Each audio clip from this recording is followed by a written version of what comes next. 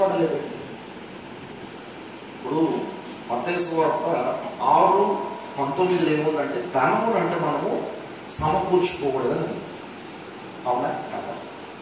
ధనమును సమకూర్చుకోకూడదు. ధనము కావాలి, బ్రతకడానికి కావాలి, దేవుని సేవ చేయడానికి కావాలి, మన కుటుంబాన్ని పోషించుకోవడానికి కావాలి, మనం బయటకు వెళ్ళి రావడానికి కావాలి. హల్లెలూయా. ధనవంతుడిని పరలోక రాజ్యానికి ఎందుకు చేర్చడన్నాడు దేవుడు అంటే, ధనవంతుడు ఎప్పుడు భక్తి చేయలేదు. ధనవంతుడిగా నీవు ఉంటే ఒక దినం ముసలికాలం చాలా బాధపడతావు. ధనవంతుడిగా కాదు, భయభక్తులతో ఉన్న భక్తిపరుడుగా నువ్వు ఉంటే నువ్వు చాలా సంతోషపడతావు. దేవుడు స్తోత్రం చెప్పండి. ఇక్కడ దానియేలు గారి కోసం నేను కొన్ని మాటలు మీతో పంచుకోవాలని ఆశ కలిగి ఉన్నాను. మరి నీ జీవితంలో పచ్చగా ఉండాలంటే ఈ లక్షణాలు ఎక్కువ ఉండాలి. ముఖ్యంగా ఈ ఒక అంశం చదువుకున్నాం. యెషయా అధ్యాయంలో 54:17 నీకు విరోధంగా రూపింపబడిన నీ ఆయుధము వర్ధిల్లదు అనే మాట బాగా గమనించాలి. నీకు విరోధంగా రూపింపబడిన ఆయుధము. ఇప్పుడు క్రైస్తవులుగా దేవుడి బిడ్డలుగా మనం బ్రతుకుతున్నాం. అవమానాలు, నిందలు అన్నీ వస్తున్నాయి. నీకు అసలు ఏలెత్తి చూపించిన వారు చాలా మంది ఉన్నారు. నీవు చనిపోవడం వాళ్ళకి ఇష్టం, నువ్వు నశించుకోవడం వాళ్ళకి ఇష్టం. హల్లెలూయా చెప్పండి. ఇప్పుడు భక్తి లేని వారు ఏం చేస్తారు?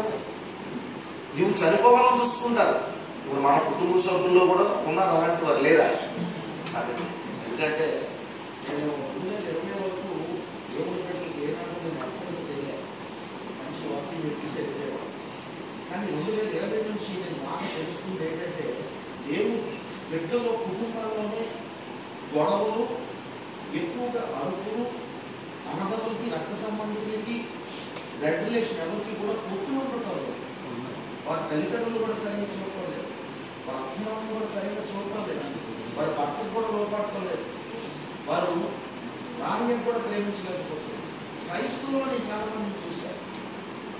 అలాంటి వారు మనకు నాలో లేవు అని చెప్పేసి అర్థం లేదు. అలాంటి దాన్ని కాదు అంటే